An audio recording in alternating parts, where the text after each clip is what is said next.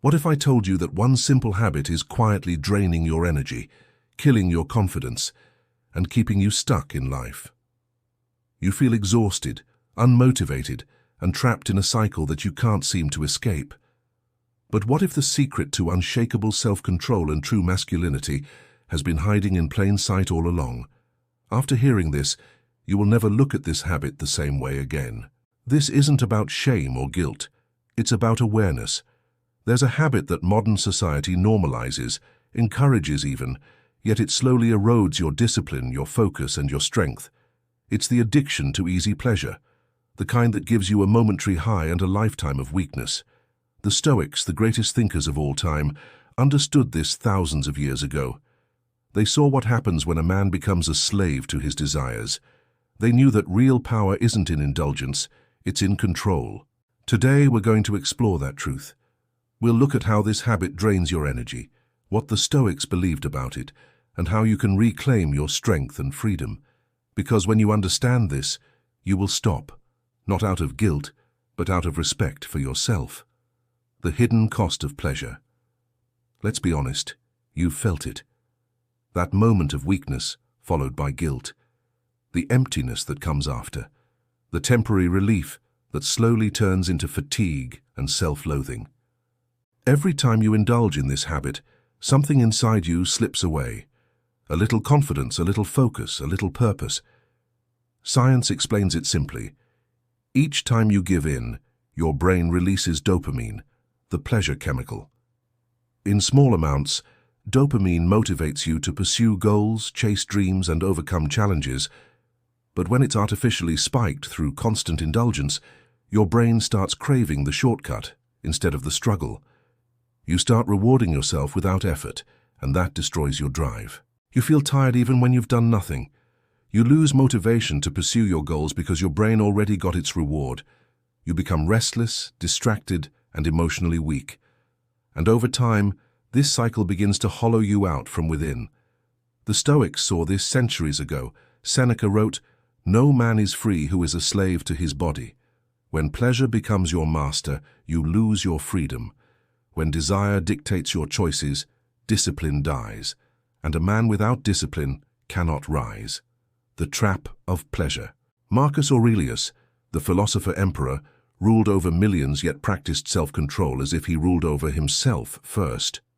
He warned against becoming a servant to your impulses.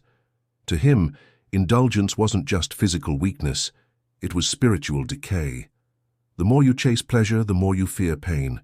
The more you seek stimulation, the more you avoid stillness. And the more you try to escape discomfort, the more powerless you become. This is why the Stoics viewed overindulgence as a trap, a golden cage made of comfort. Seneca, Epictetus, and Marcus all agreed. The man who cannot control his desires is not a man in control of his life. He is a puppet pulled by strings he cannot see. Every time you give in to fleeting satisfaction, you train your mind to serve your lower self. You feed weakness and starve strength. And the most dangerous part, the habit feels harmless. Society tells you it's normal, but normalization doesn't mean freedom. It means conditioning. What is considered ordinary is often what keeps men mediocre. So how do you break this cycle? How do you reclaim your focus, your masculinity, your purpose? The Stoics gave us 3 principles that can transform this addiction into strength: self-discipline, purpose, and transmutation. 1. Self-discipline, the foundation of freedom. Epictetus said, "No man is truly free who is not master of himself." Freedom begins when you stop being ruled by your desires.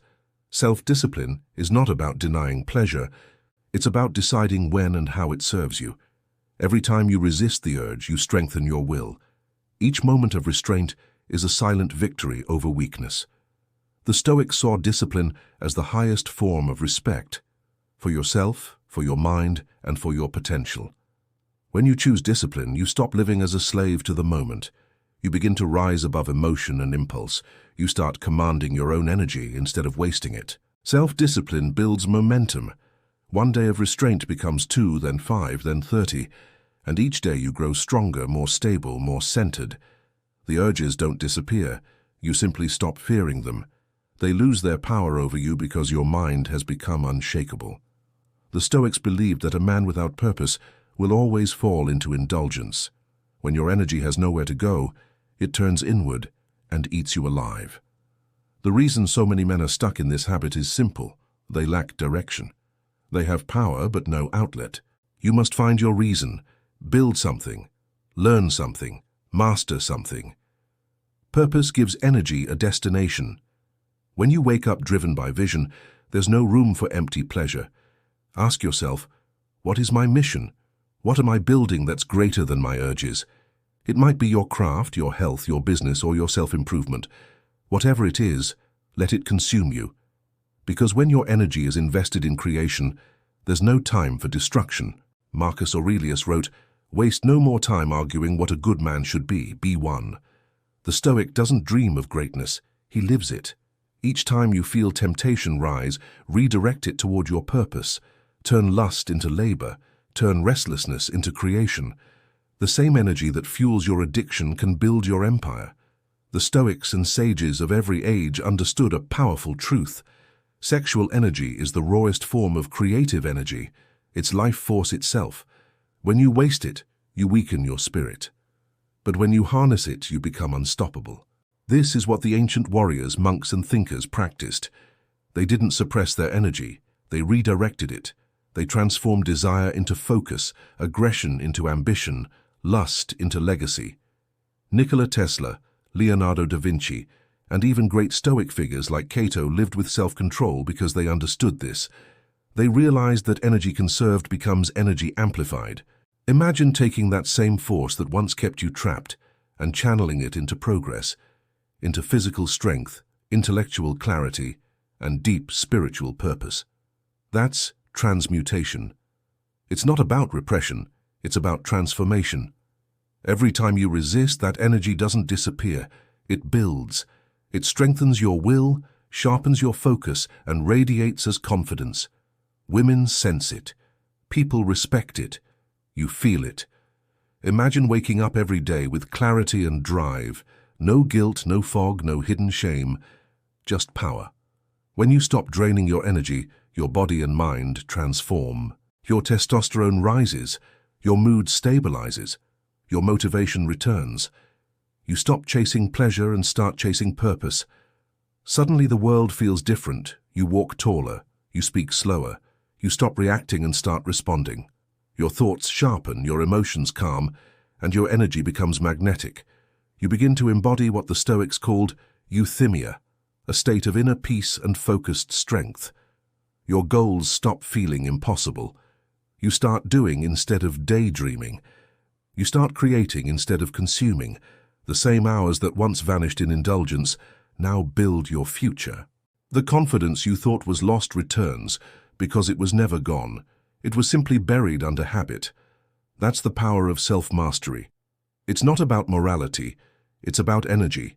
It's about becoming the kind of man who cannot be moved by temporary pleasure because he's driven by eternal purpose. The real question now is simple. Will you continue being a slave to your impulses, or will you rise above them? Will you keep trading your potential for a few seconds of escape, or will you choose the harder path, the path of discipline and strength? Every Stoic understood that the world belongs to the man who rules himself. Self-control is not about denial, it's about liberation. When you conquer your urges, you gain back everything they've stolen from you: your focus, your confidence, your masculinity, your peace. Seneca once said, "It is not that we have a short time to live, but that we waste much of it." Think about how many hours you've lost in that fog of indulgence. Hours that could have built your dream, sculpted your body, sharpened your mind. The time you waste chasing pleasure could have been the time you used to build greatness. The Stoic path doesn't promise comfort, it promises freedom. And freedom always requires sacrifice. The question is, what will you sacrifice, your weakness or your potential? When you finally stop, something shifts deep inside. The noise quiets, your heart steadies, you begin to respect yourself again. You realize that pleasure is fleeting, but strength is permanent. You understand that the greatest victory is not over others, but over yourself. And once you've tasted that power, you'll never want to go back. The energy that once escaped you becomes your fuel. The time that once vanished becomes your opportunity. You become the man you were meant to be, not perfect, not cold, but centered, strong, and unstoppable. The Stoics called it apatheia, freedom from the chains of emotion and impulse. It doesn't mean emptiness, it means peace, it means control, it means power over yourself. So ask yourself now, are you done being controlled by a habit that gives you nothing but guilt? Are you ready to channel that energy into purpose, discipline, and growth? The choice is yours. Because no great man in history was ruled by his desires.